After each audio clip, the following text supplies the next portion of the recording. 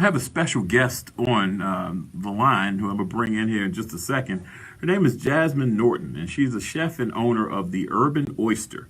The company is the first female and black owner in Maryland. So, Jasmine, welcome, and thank you very much for joining me today.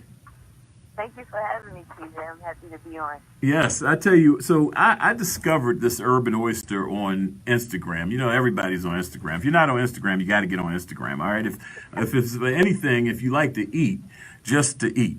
So I'm on Instagram and I'm searching the hashtag my be more.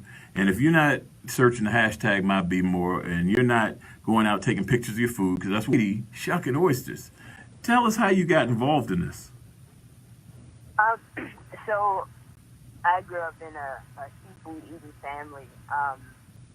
That was just like the premise of how we fellowshipped in my family, just eating food, eating crabs in the backyard, getting ate up by mosquitoes and all of that good stuff. My dad introduced me to oysters when I was 7. He begged me to eat them, and just like many other people, the look of it was what made me decline. But I was a daddy's girl, and I still am, and I, certainly obliged. And, to my surprise, I loved them. Um, So were they when cooked or were they raw? they were raw. So you're 7 years old. You ate a raw. My son is 6. I'm gonna see if I can get him to eat a raw oyster, Good and luck. I doubt that he will. Good luck. Good luck. I think the condiments is what kind of led me. Hmm. It was my dad, so you may have a chance. You may have a chance. Um, So how did you but it eat was it? Did you have like the lemon and cocktail sauce on it at age 7, or and horseradish or what? it was more like lemon and hot sauce Okay, on a paper plate. okay, okay. All right. um, but yeah, it wasn't something that I was privileged to have often. But it was a treat to me. But what I noticed when I was that age, which I'm not old at all, I'm 30. But even at that point, the whole concept of going to indulge in oysters and things like that was very prestige. Back when in that time, oyster bars were kind of like more of a fine dining experience where you Mm. would kind of have to go, in your kind of like business casual attire, with a blazer on and things like that. And, once I had reached my breaking point in the corporate world, my philosophy was to make oysters more inviting. It's already something that a lot of people, especially people of color, who are a little more closed-minded about, indulging in. And I wanted it to be more inviting. I wanted it to be, what food reminded me of when I was younger, a way to fellowship.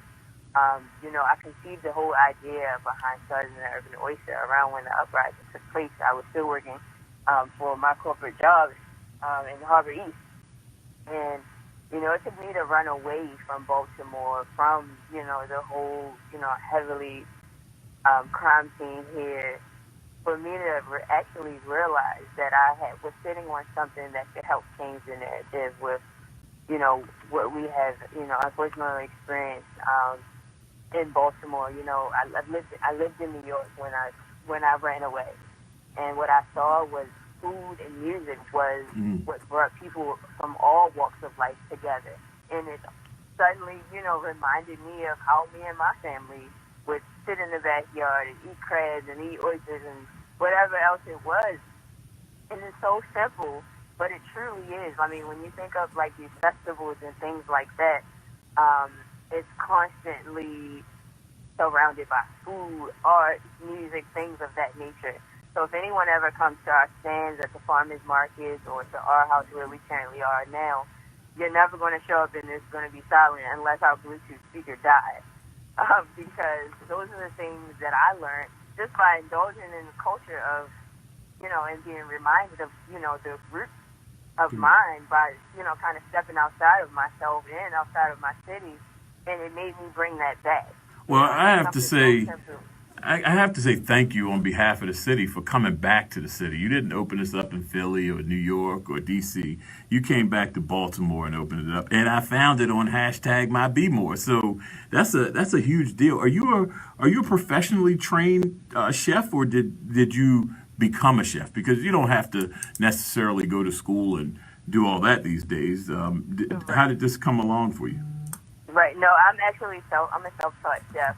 Um, when I worked in corporate, I worked in hospitality. I Mm. worked in various hotels. I ended my career in corporate at the Four Seasons, so I was very much kind of like, you know, submerged with the finest of chefs from all of the Right. different, brands of hotels that I worked under for over 6 years. So, I just kind of I just sponged up all the knowledge. I would get close with them. I would, kind of watch the flavor combinations that they would create and things like that. And, try them at home. I always had a love for cooking. My family, always could cook. My family my business is very much family ran. Um, and so, a Yeah, I lot of bet the your mom. recipes, yeah, I know. My Mm. mom told me you came by yesterday. Yeah. So, a lot of the recipes that I've, taken on and incorporate in my menu are inspired by my family. Like right now we have bread pudding on our menu. It's not quite my great grandmother's recipe, but she just passed away. And Mm. my great grandmother, believe it or not, she could not cook at all, but she could cook that one thing, Wow. which was bread pudding. And that's all you So bring. That's all you right. bring to dinner. Don't try anything else. Right, right. My grandma, that was the only thing she could cook, and so to pay homage to her recent passing, I had to, show some love to her and for her loss, for her life and her legacy, with putting the bread pudding on the menu. And then, like, for instance, like, occasionally we'll have codfish cakes, which is a huge Baltimore, like, food to partake in. There used to be a place called Sterling's when I was younger. Mm-hmm. My mom was 29th Street. Yeah, we were Mm-hmm. from East Baltimore, and so we would go over there all the time. And my grandmother would make it on New Year's. That was like a tradition. So I put that on the menu, occasionally. So everything I do, all the moves I make as far as the business is with purpose. Nothing I do is just because of it. Wow, Um, that is. I mean, this is phenomenal. I'm getting hungry. I mean, of course, we're coming up on dinner time, so you might get a little bit of a rush. So right now, people can find you at the R House, right in Remington on 29th Street. You have a pop up there, and how long does that run until? so we're going to be in the pop-up space at our house until August 19th. And you also have farmers market. You're there on Sunday mornings from what is it, 8 to 12? Yeah, so we do the market under 83 from 7 a.m. to noon. We'll also be at Ephraim this Saturday as well. Okay. So So a couple of places you can find us. and people can, of course, visit theurbanoyster.com and follow you on Facebook and Instagram. You got to follow on Instagram so you can see the food. And I see char grilled oyster samplers, Maryland lump crab cake sandwich, oyster tacos. I've never had those before, but I'm going to try them. And I also heard, and as we wrap this segment up, I heard oysters are aphrodisiac. Can you tell me the truth behind this or what? That might get you some more business tonight. I'm just saying. Well, yeah, there is some truth in it, but it's more so for men, so to speak, that it is an aphrodisiac. So Okay, I guess it, y'all it, have it. Okay.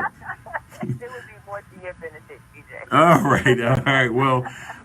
I mean, much success, peace and blessings to you. It was great to hear from you, and I mean, we look forward to having some urban oysters. Keep doing big things, Jasmine, and thank you So for much. joining us. Thank you for having me. It was a pleasure.